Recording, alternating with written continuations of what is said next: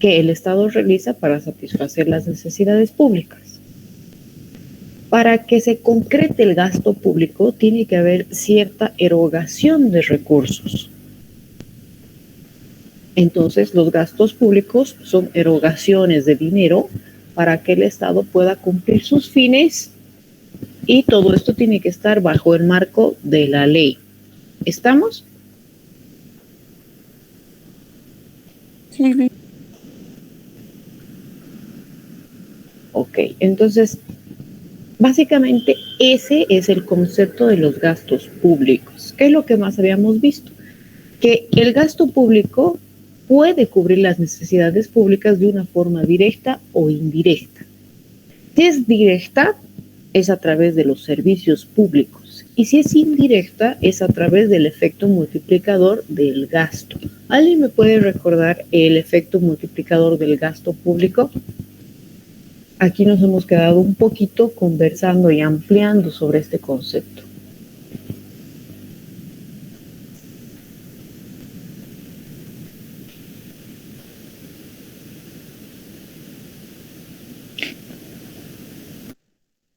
Dice, nos dijo que el efecto multiplicador del gasto era que no, un ejemplo no podía explicar que por decir por decir se licita una obra, una construcción de un puente, entonces no estaría yendo directamente, sino que por medio de la constructora, esta va a contratar personal, va a adquirir materiales y de esa manera también va a ir dinamizando la economía, porque va a contratar gente y así va a generar empleo.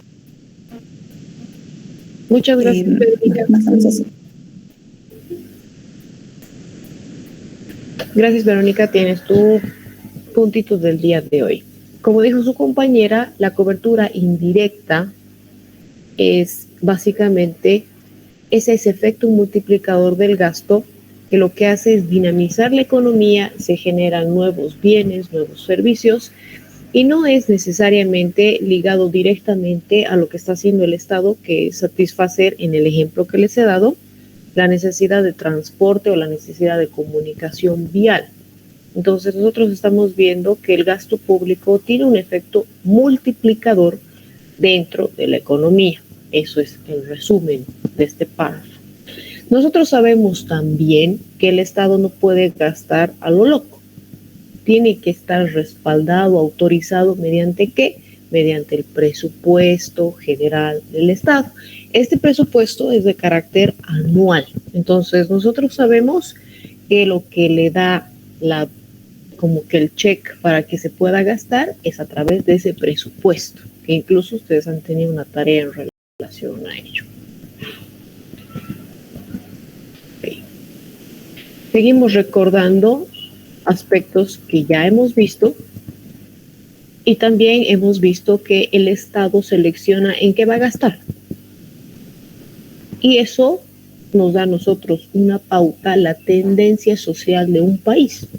Y de eso todavía hemos hablado, que en el gobierno de Evo Morales no estábamos criticando, solo estábamos utilizando básicamente una de las actividades que se ha notado más, y hemos visto que durante su presidencia, nuestro presidente ha gastado más en canchas de fútbol.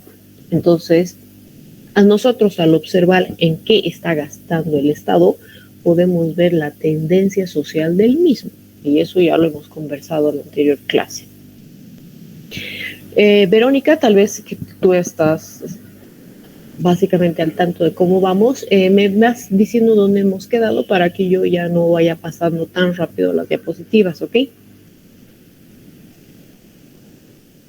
Sí, dicen las características esenciales del gasto público. Ahí yo tengo anotado. Ya, excelente, sí. Vero. Ok, entonces seguimos haciendo la retroalimentación de forma rápida para continuar avanzando. Hemos visto que el gasto público se entrelaza recíprocamente con el recurso público. ¿A qué se refiere con ese enlace recíproco?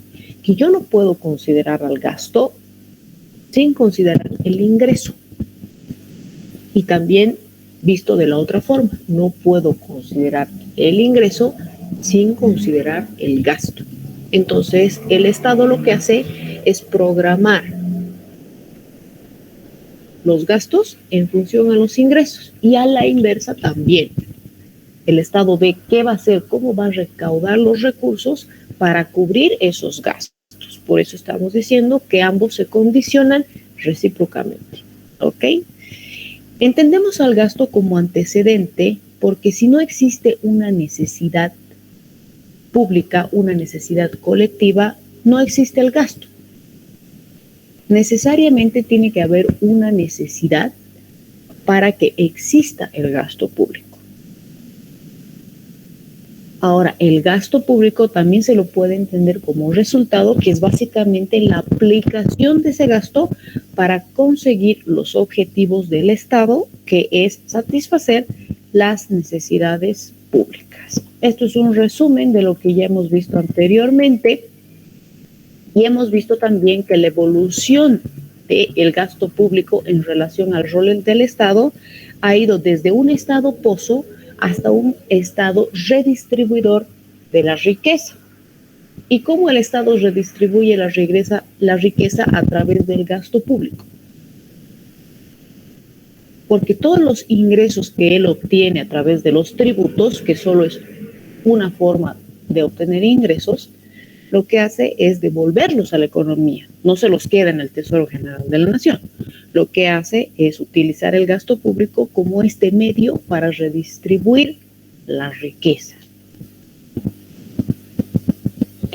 Ok. ¿Hemos avanzado esto más, Vero, o ya aquí estamos? Sí, eso también sí avanzamos. Ok, esto es sumamente sencillo, son las características esenciales del gasto público. Quiere decir, ¿a qué se refiere con características esenciales? Que básicamente todo gasto público tiene estas 4 características. Tiene que ser autorizado mediante una ley. Entonces, está en virtud de la ley. Son erogaciones adineradas. El gasto público, entonces, es básicamente una salida de recursos que hace el Estado. ¿Y para qué hace esa salida de recursos? Para cumplir fines, para cumplir sus objetivos, que es básicamente satisfacer las necesidades colectivas. El gasto público sí o sí tiene que ser efectuado por el Estado. Entonces estamos viendo estas 4 características, estamos recordando y pues para continuar nos quedamos acá. ¿Correcto, Vero? Sí, Liz. Muchas gracias, Vero. Ok.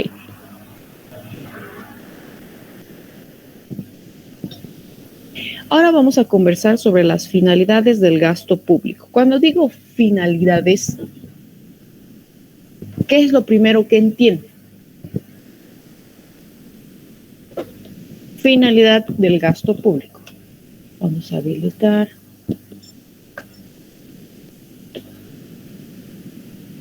¿Qué son sus objetivos? Muy bien, el objetivo. El fin último.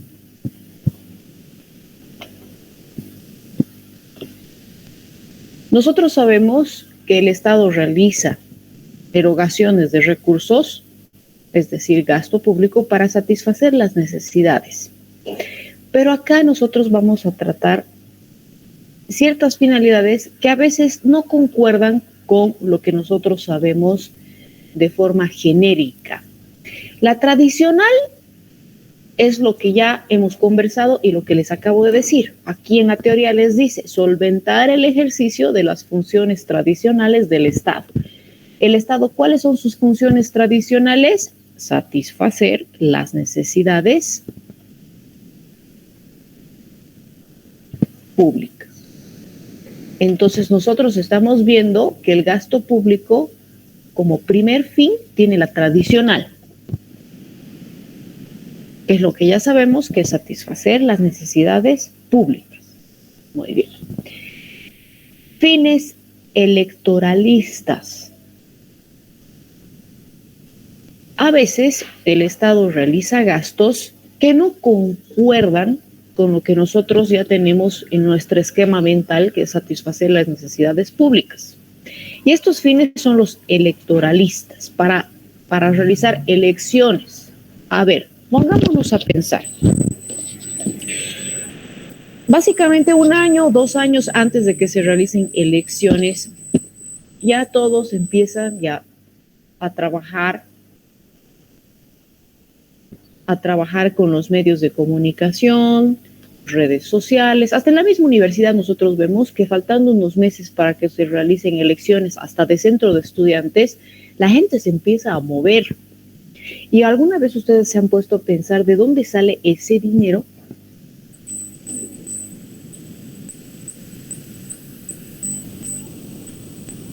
Si nosotros hablamos de centro de estudiantes, bueno, los centros no tienen destinado muchos recursos. Si no estoy mal, son 2.000 bolivianos por año, así, algo así, es muy poco. Pero tal vez de esa bolsa que ellos utilizan, van a separar una cantidad para, por ejemplo, colocar una pancarta que diga el nombre de su, qué sé yo, de su partido. Tal vez contadores al final, algo así, no sé qué partidos habrán en el momento. Pero el hecho de hacer la pancarta, comprar la tela, el aerosol, la pintura, lo que fuese, ya implica una erogación de recursos. Y esa erogación de recursos proviene de esa bolsa común que les estoy hablando, que es ese dinero que se le ha destinado al centro de estudiantes. Estamos viendo un ejemplo Michi, un ejemplo chiquitito. Ahora lo trasladaremos al Estado, porque ahora estamos hablando del gasto público y son gastos que realiza el Estado. Fíjense entonces el Estado, que probablemente va a ser panfletitos, lapiceritos, poleritas, gorritas, y a veces no necesariamente en épocas de elección, cuando van a inaugurar una nueva planta, un nuevo poste o qué sé yo, van a refaccionar algo y lo vuelven a inaugurar. Todos se ponen la camiseta, ¿sí o no? Hasta las poleras de oficinas van con el color del partido. Entonces nosotros estamos viendo que el Estado realiza gastos que no están yendo con los mismos fines que satisfacer las necesidades públicas. Es un fin electoralista. Entonces, si tiene fin electoralista, no cumple con el requisito básico de satisfacer las necesidades públicas o necesidades colectivas, como también lo hemos estado llamando. Otro fin es el fin social, y como fin social sí está vinculado con esa función del Estado de bienestar común a través del cumplimiento de las necesidades públicas. Entonces, esto sí va con el marco genérico que nosotros sabemos. El fin económico, ya el Estado, mediante el gasto público, interviene en la economía. ¿Para qué? Para variar alguna variable, valga la redundancia, macroeconómica. A ver, por ejemplo, en el ejemplito que hemos hablado de la construcción o la pavimentación, mejor dicho, de un tramo, hemos visto que lo que primero se modifica es el desempleo. ¿Qué sucede con el desempleo cuando el Estado empieza a gastar?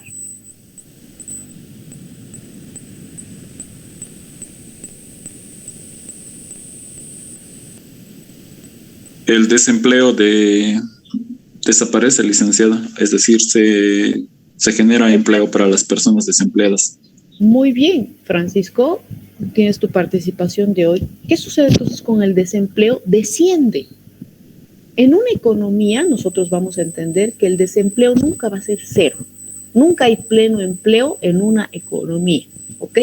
Siempre cuando vayan a ver las variables macroeconómicas de cualquier tipo de país, por más país rico que sea, siempre va a haber un grado de desempleo. Entonces, pleno empleo en la realidad no hay. Nunca va a desaparecer el desempleo. Pero sí lo que podemos hacer es disminuir. Cuando disminuimos el desempleo a través del gasto público, ¿qué estamos haciendo? Estamos incentivando la economía, porque estas personas que antes no tenían empleo, no tenían dinero para gastar. Ahora que tienen empleo, van a utilizar el dinero de sus ingresos por una parte en gasto y por otra parte en ahorro. Entonces, cada persona que va a empezar a gastar va a empezar a dinamizar la economía. ¿Estamos?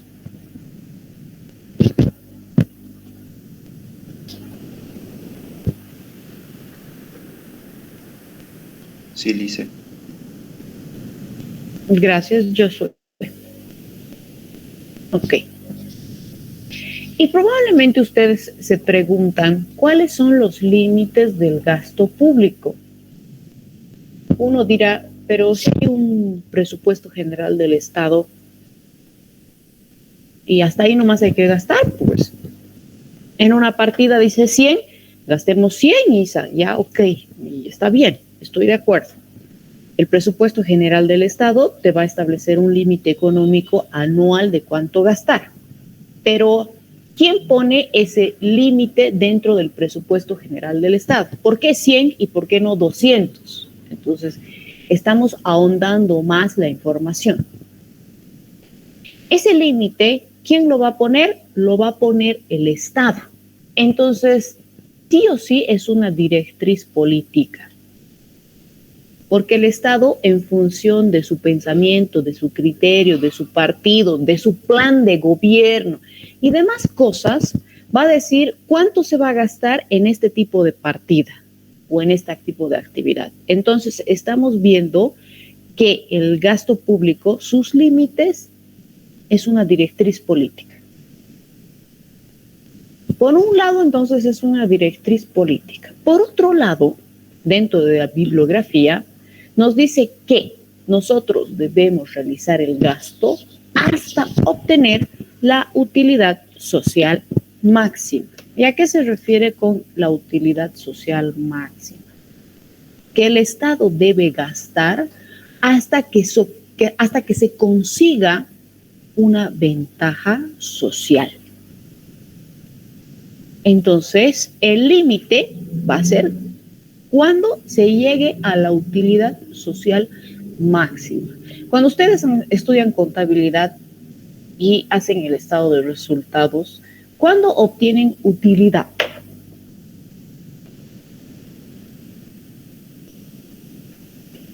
No me vengan a decir que ventas netas menos costo de ventas y si es industrial. No, no necesito toda la estructura. Lo que yo necesito es básicamente que hagan un resumen de eso, que es básicamente una relación de ingresos versus gastos. ¿Cuándo se produce una utilidad? Cuando los ingresos superan a los gastos. Entonces nosotros vamos a aplicar ese concepto que ya tenemos en nuestra mente para este caso, en la utilidad social máxima.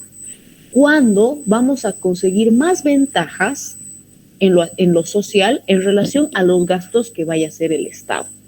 Entonces, probablemente el Estado va a mirar la economía, va a observar la economía y va a decir, ok, en este momento no hay inflación, hasta aquí gastaré, porque con la inflación, ¿qué es lo que voy a hacer? Voy a deprimir mi economía. Ya va a haber un déficit en la economía, ya no va a haber una ventaja. Entonces, ese va a ser un límite. Y lo que el Estado tiene que tener mucho cuidado es lo que les acabo de decir, y aquí recién lo estoy viendo en la teoría, es agravar la presión tributaria y la presión inflacionaria. Vamos a hacer un pequeño paréntesis y vamos a hablar de inflación y vamos a hablar de presión tributaria. Creo que alguna vez ya hemos hablado de inflación. Si alguien me recuerda el concepto de inflación.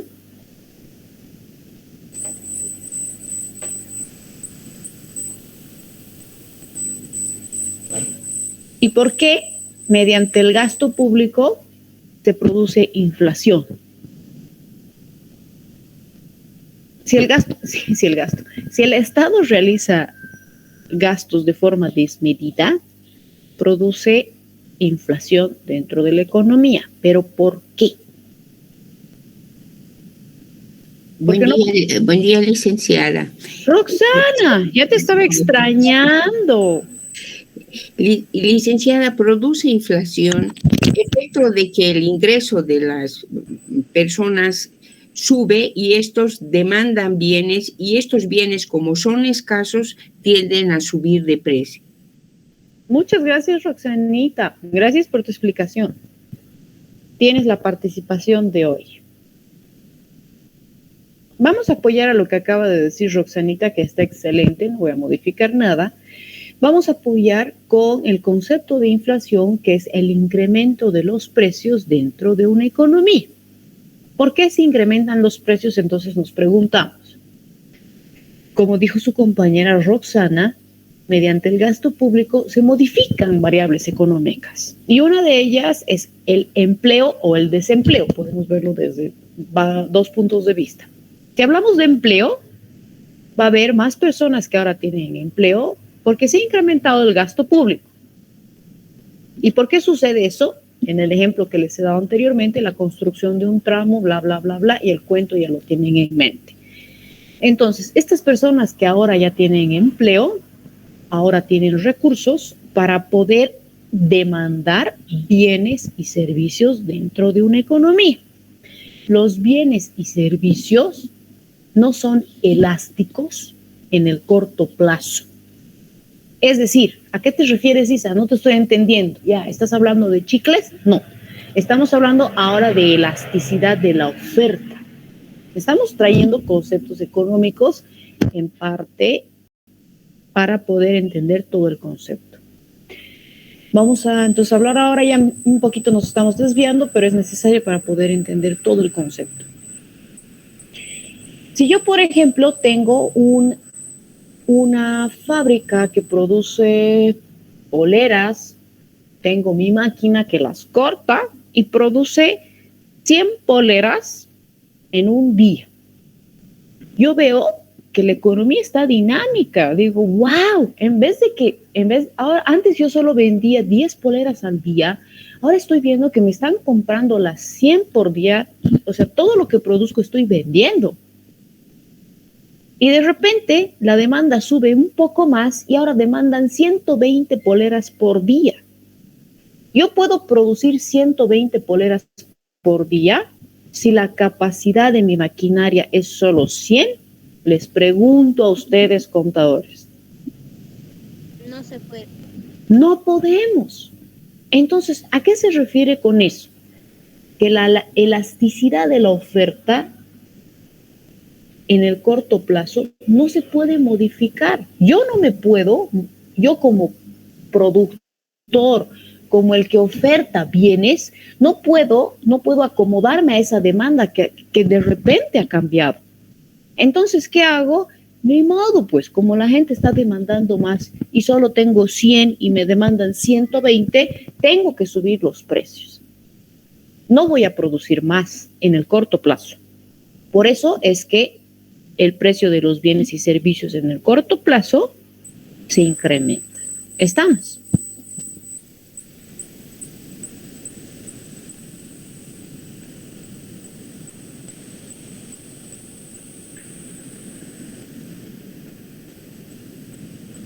¿Estamos, contadores?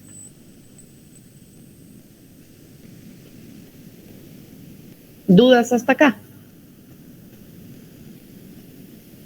Después Sí. Y en ese caso, ¿no se puede generar un gasto para ampliar la producción? Eso sucede, Josué. Solventar la demanda. Muy bien, Josué. Gracias por tu incógnita ahí. Porque uno dice, pero lo correcto sería que la empresa cambie de maquinaria y en vez de que esa maquinaria tenga una capacidad de 100, que compre una maquinaria pues de 200 y ahí se arregla todo.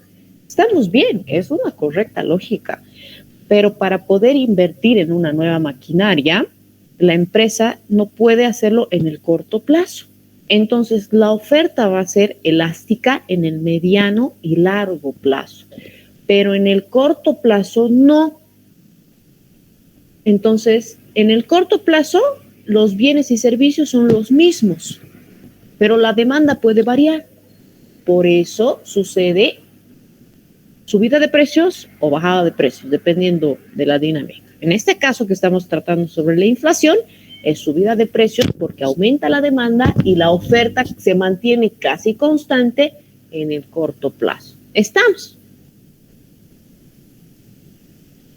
Sí, Liz. Ok. Voy a añadir algo más porque se me vino algo más a la mente en relación a tu consulta, Josué. Si arreglamos el problema en el mediano y largo plazo, yo me compro mi maquinaria, ya produzco más de 120, ya produzco 200 poleras. Les pregunto a ustedes, ¿los precios es más fácil que suba o que baje?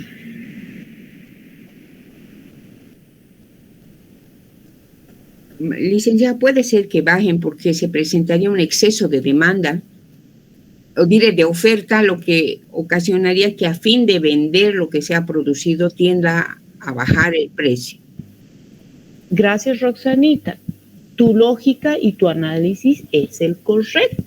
Ese es un análisis en base a un modelo económico que lo conocemos todos. Pero en la realidad, ¿qué sucede? La empresa sí puede bajar sus precios, pero no tanto. No podemos pensar que, si yo vendía mi polera a 50, ahora lo puedo vender a $1. Eso no es la realidad. Se puede descender los precios, pero hasta cierto margen, ¿no? Eso tenemos que tenerlo en mente.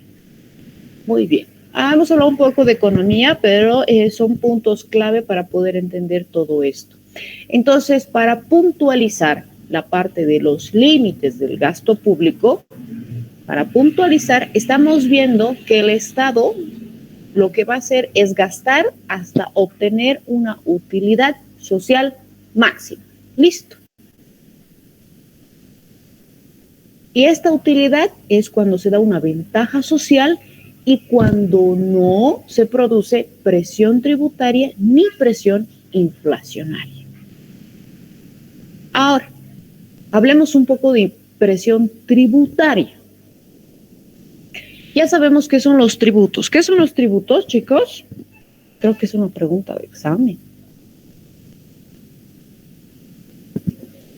Algunos me han respondido. Son recursos que obtiene el Estado, Lice. A ver, Josué. Son recursos que tiene el Estado, Lice. Ya, los tributos, ya, son recursos. Tal vez yo podría utilizar, es un medio mediante el cual el Estado obtiene recursos, ¿verdad?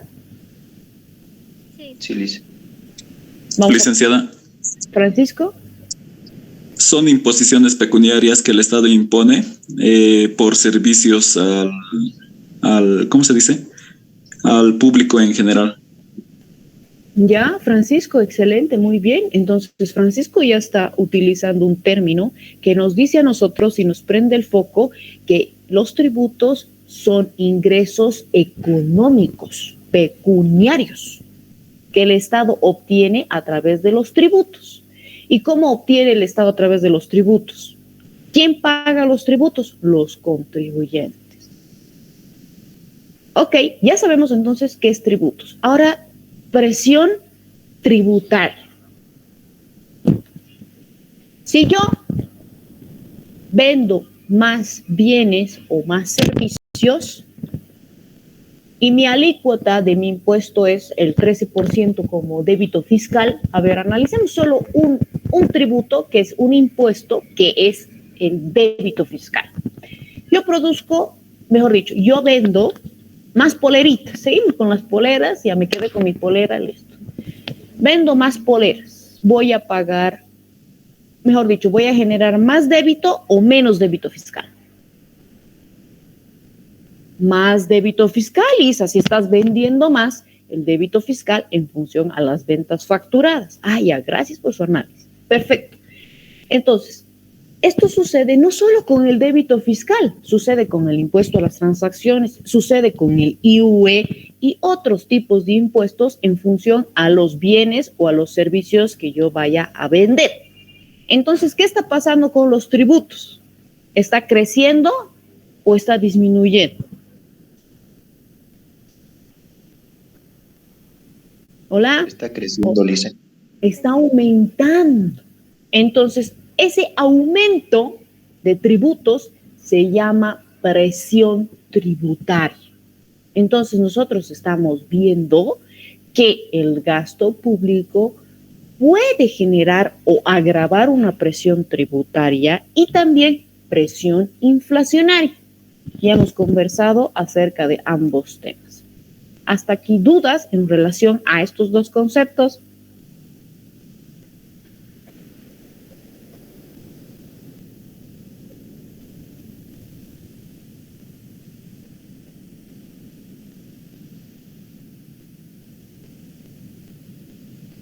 O me puedo quedar tomando mi mate toda la clase mirando hasta que me respondan. ¿Dudas, consultas? Todo bien, dice. No, licenciada. Todo bien, eso me gusta, es una palabra muy positiva. Comenzar un lunes así, todo bien, pucha, da ganas de trabajar. Ok, chicos. En lo que el Estado también tiene que tener mucho cuidado y limitarse, porque estamos viendo límites del gasto público, es realizar gastos improductivos. ¿A qué se refiere con gastos improductivos? Que no van a generar nada, que se gasta y ahí está. ¿Qué tipos de gastos son improductivos? Los gastos administrativos. Ay, ¿por qué son improductivos, Isa? Por ejemplo, si yo contrato más personas para que, qué sé yo, vayan a visitar si están facturando o no, yo estoy realizando más gastos públicos, más gastos administrativos y ese gasto no dinamiza la economía, no produce nada, se queda ahí. Son gastos administrativos que lo que hacen, mejor dicho, que deben ser limitados. Pero eso no sucede en la realidad, ¿no? Porque si nosotros vamos a ver un organigrama de una empresa estatal o de una institución del Estado, tienen un organigrama gigantesco, un organigrama piramidal donde hay más gente que cargos, creo. Y bueno, entonces el Estado debe limitarse a realizar este tipo de gastos administrativos improductivos que no van a generar nada bueno, no van a generar esa utilidad máxima social que estamos buscando. Ay, perdón.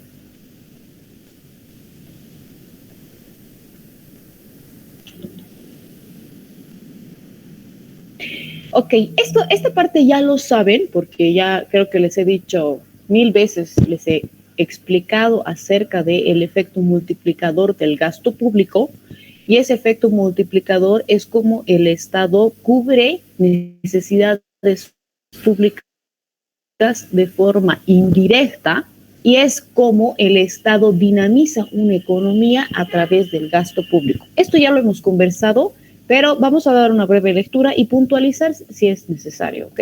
A ver. Estamos hablando entonces acerca de los efectos económicos del gasto público. Aquí dice efectos económicos de la variación del gasto público. ¿Qué tipo de variación? Una variación hacia arriba, un incremento del gasto público. Entonces, ¿qué efectos económicos van a tener? Muy bien. Si el Ministerio de Economía y Finanzas Públicas, estamos contando un pequeño cuento. Entonces, nada más para poder entender esos efectos económicos. Sucede que el Ministerio de Economía y Finanzas Públicas decide invertir en una nueva carretera. Tiempo de ejecución es aproximadamente 2 años.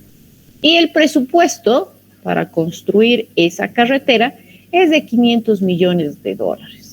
Obviamente, esto es un ejemplo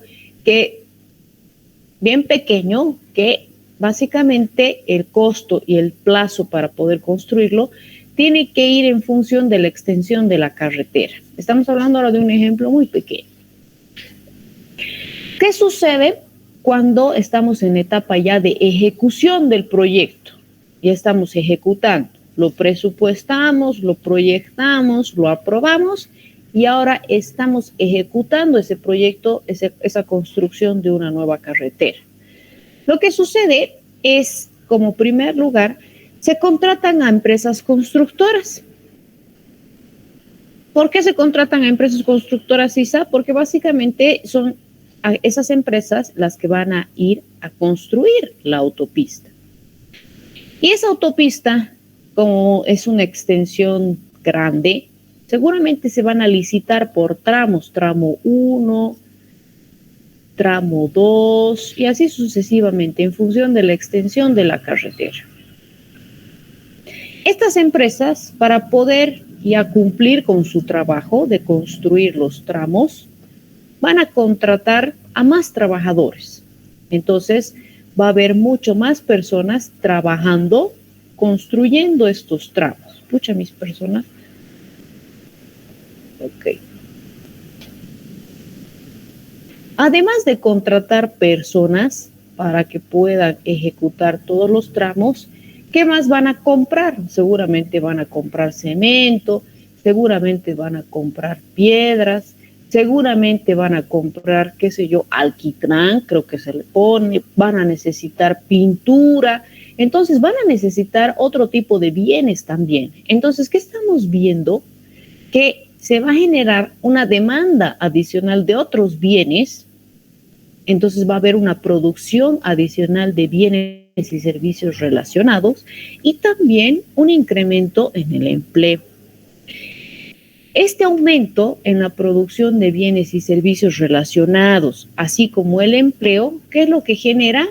Incremento en el Producto Interno Bruto. Entonces nosotros estamos viendo que el gasto público lo que hace es producir efectos económicos dentro de una economía, valga la redundancia. Debemos considerar siempre debemos considerar la naturaleza del gasto y su efectividad. ¿Por qué? Porque no es lo mismo realizar una inversión productiva como la que les estoy hablando que realizar una inversión en armamentos, por ejemplo. Si ustedes se ponen a analizar y acerca de la producción o el desarrollo de armamentos, estos armamentos no son inversiones productivas. ¿Por qué? Porque no generan esta dinámica dentro de la economía.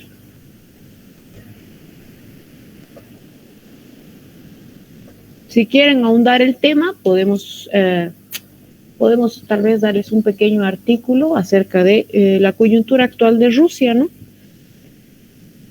Ellos están destinando sus recursos en la producción de armamentos, compra de armamentos, y bueno, pues eso tiene una repercusión negativa dentro de la economía. Es un tema interesantísimo, la verdad. Ok.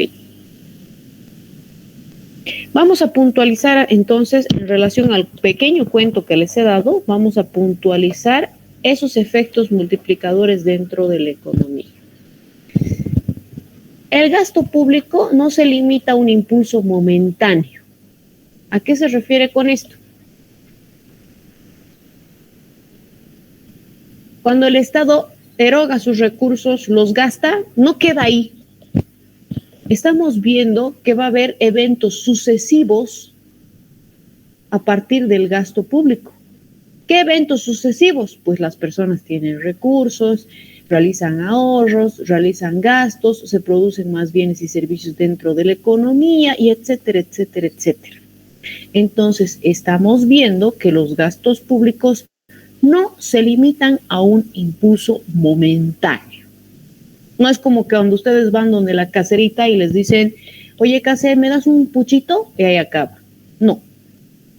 El gasto público entonces lo que hace es tener un impulso a corto, largo, mediano plazo. El efecto momentáneo, lo primero que estamos viendo es la disminución de la desocupación. Estamos viendo acá en el ejemplo que más personas están trabajando. Ya, si más personas están trabajando, entonces hay una disminución del desempleo.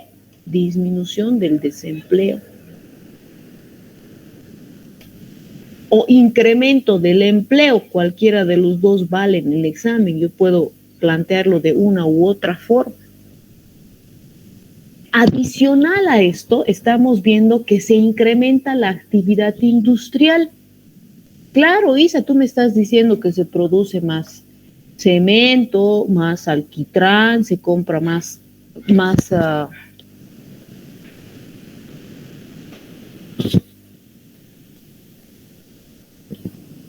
Se producen más bienes y servicios relacionados. Chicos, por favor, un minutito. Mi bebé se acaba de despertar, le voy a pasar lechecita. Un ratito, por fin.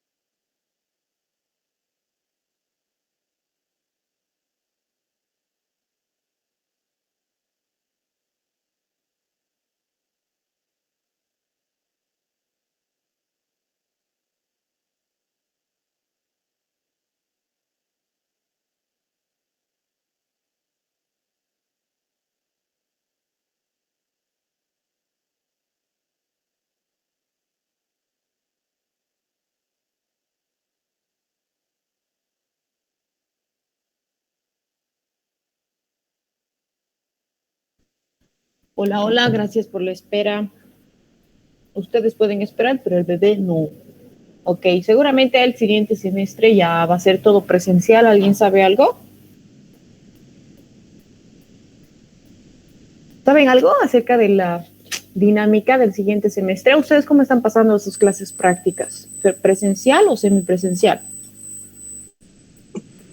Algunas materias licenciada presencial y algunas semipresencial, donde los exámenes, digo, las clases son virtuales y los exámenes son presenciales. Y en otras ocasiones, clases presenciales y exámenes presenciales de igual manera. Gracias, Francisco. Ok.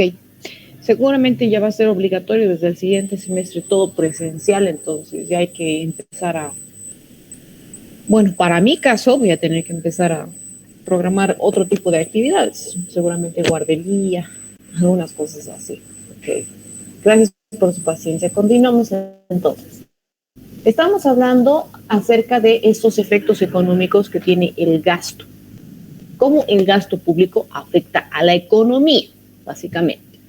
Estamos viendo que el gasto público tiene un efecto multiplicador. Aumenta, como dice su nombre, multiplicador. Entonces, como primer lugar, estamos viendo que el gasto público no es un impulso momentáneo, no es que el Estado realice el gasto, construye y ya está, sino que lo que hace tiene efectos sucesivos posterior al gasto. Estamos viendo también que lo que hace es disminuir el desempleo y también incrementar la actividad industrial. Todo esto evidentemente depende del tipo del gasto, porque si estamos hablando de un gasto improductivo, no ocasiona todo esto. ¿Qué más? Tiene efectos secundarios que multiplican la acción económica. ¿A qué se refiere con eso? Lo mismo que en el primer punto. No se limita entonces a un impulso momentáneo, tiene efectos sucesivos dentro de la economía.